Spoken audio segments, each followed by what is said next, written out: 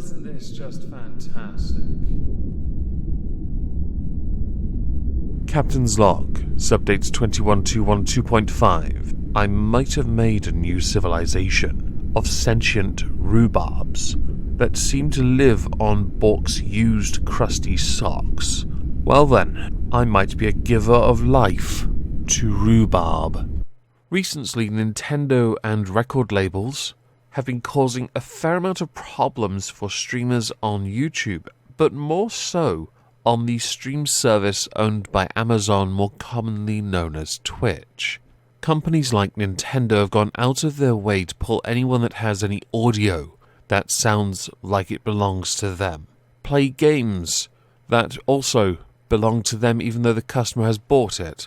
Use imagery that resembles anything that could closely resemble their intellectual property. It's why when I did a Pokeball challenge contest, I couldn't put any of it on merch even if I wanted to, because they'd pull it.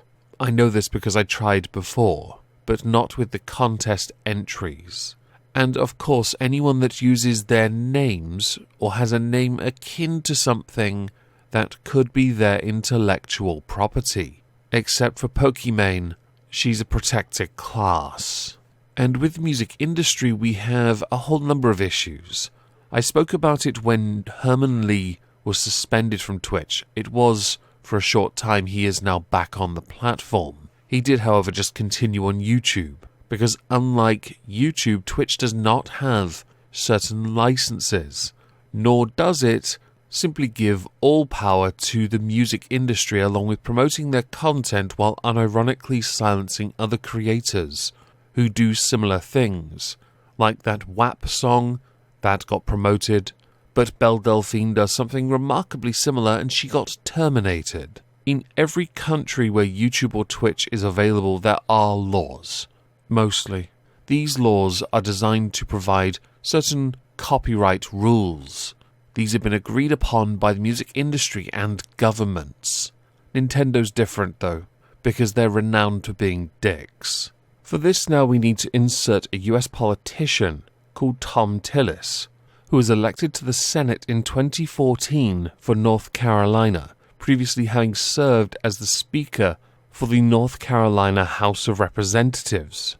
After perusing his views on abortion, economic policy, environment, gun policy, healthcare, immigration, and net neutrality, it is quite clear for the most part he holds very traditional views. That's not, by the way, a pejorative, merely stating what his position is.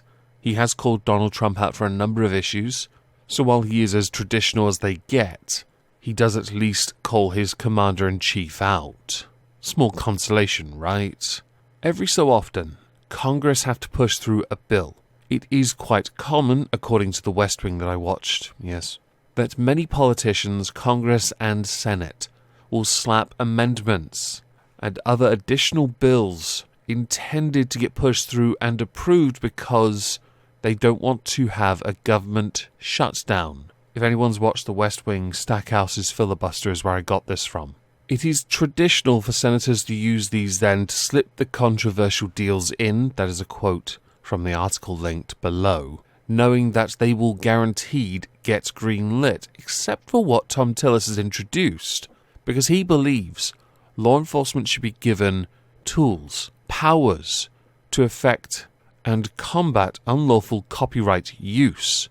His proposal recommends that any streamer or creator who shares a song, album, or unauthorized video clip in a commercial setting should face a felony offense with possible prison. I have, for those who are at all interested, linked the document down below. It is 6 pages. Try and ignore the dear part. It is to a person, I promise. The real question before we get into what Thom Tillis has said is, should streaming services or platforms that offer streaming services do more? Do more to protect their streamers, but also to protect the copyright? Yes. Did Twitch do that? No.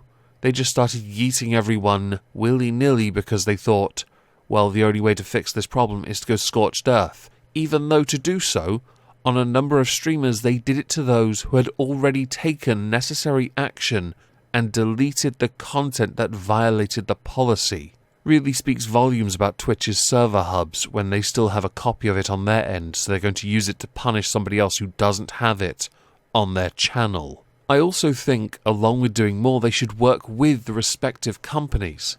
The music industry, yes, of course, you should work with them to come up with a series of rules and licenses, perhaps, that allow the streaming services to play their music or allow artists to play their own music, so that everyone within this agreement benefits from it. Sadly, some people don't like to work together. I would draw your attention, oddly enough, to US politics as the prime example of the greatest air quote democracy that's not a democracy, where pretty much everything is party line. Something you see quite commonly in the UK as well, but Brexit has done a fantastic job, along with COVID-19 sheeple crowd control, of proving otherwise.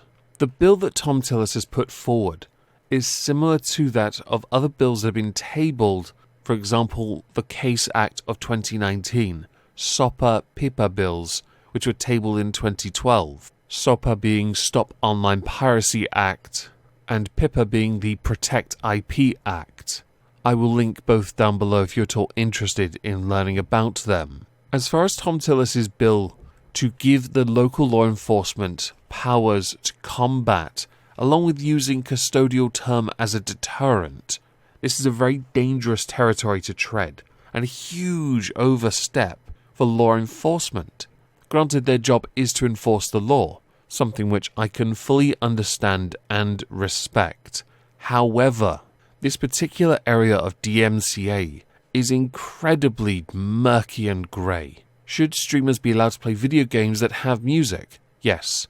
But then the argument then is, who has the license to that song? That's the tricky part.